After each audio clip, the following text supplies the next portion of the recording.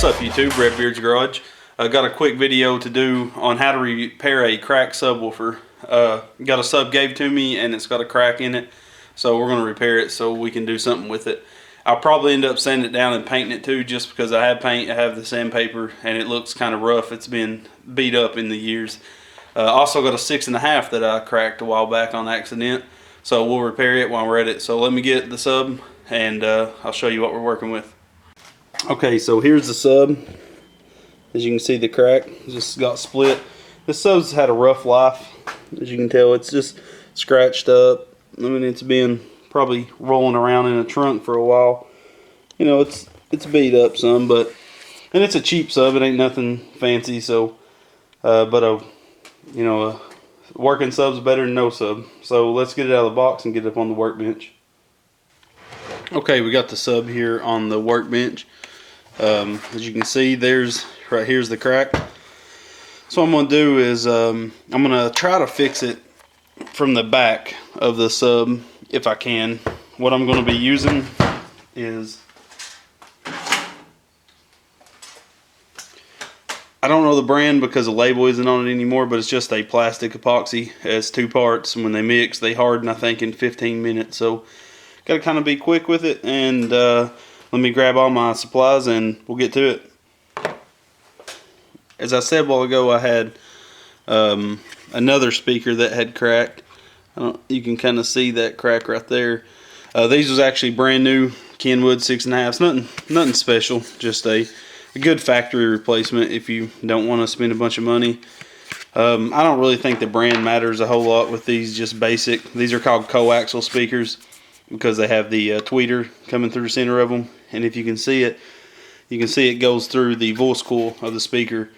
But yeah, I accidentally cracked this when we was doing some stuff to my garage, so what I'm going to try to do is repair it too. This is going to be a little harder because up under the tweeter it might get a little tight, but we'll try to do our best. What I'm going to do is first clean everything with alcohol. I'm going to do everything I need to do before I mix the epoxy. Because like I said earlier, it dries in about 15 minutes. So let me get these two cleaned up and we'll get back.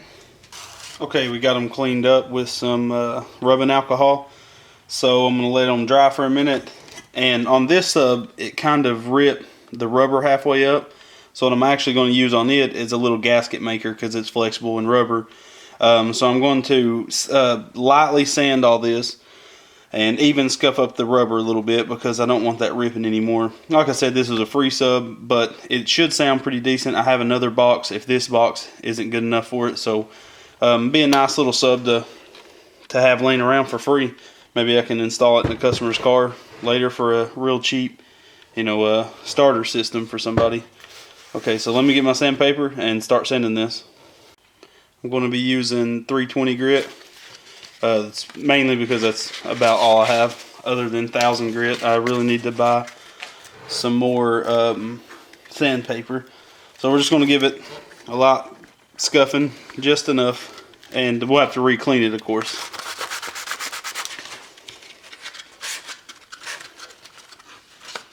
Rolled that down a little bit so I don't scuff up more of the speaker because I'm not going to paint it right now. I'm actually going to repair both sides of this one and then only from the top on this one because there's not really enough room to get up under there. Okay, so we got them wiped down, so now I'm going to go ahead and mix the sanded and wiped down, so I'm going to go ahead and mix the epoxy. And by the way, this stuff has a very stout smell to it. It almost, I'm trying to think of what it actually reminds me of. Paint, I guess, a real strong paint smell. And I'm just mixing the two epoxies now on this cardboard. It's really good if you have a local parts store or just go to a grocery store to get just random sheets of cardboard to protect your workbench. I just built this workbench a couple weeks ago and I've already got it stained up from oil and different things, but I still try to take care of it as much as possible. Okay, now I'm going to throw a pair of gloves on and throw this epoxy on the sub. Using a rubber style gloves is all I have at the moment.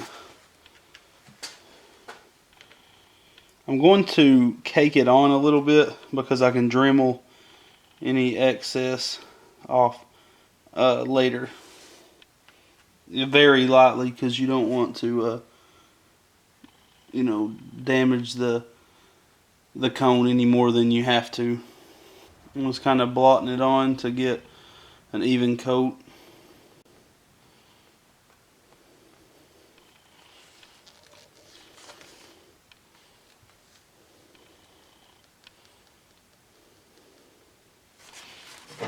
I'm going to go ahead and grab this and start repairing it.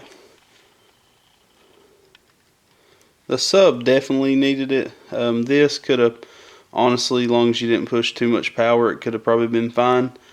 But already done it, so might as well, while I got the stuff out. I like to go ahead and wipe down my mixer as soon as I get it all mixed very well. I don't like to waste any tools, so I don't want that stuff to dry on there for sure. You should probably be wearing a mask while doing this. You probably don't want to be breathing these fumes. But I have ordered one. It has not came in the mail yet. Now I'm going to find something small to kind of smear that down a little bit. Keep all types of junk. This was the warning labels off of a four-wheeler. It's about a credit card thickness and it's metal, so if we be real careful, we should be able to smooth that down. It's already actually getting a little bit gummy, which is good. Almost forgot. I'm gonna go ahead and get this from the back side. A lot of people would have probably just thrown this sub away. Like I said, there's no point in throwing away something that was perfectly fine when you can put a little bit of your efforts into it.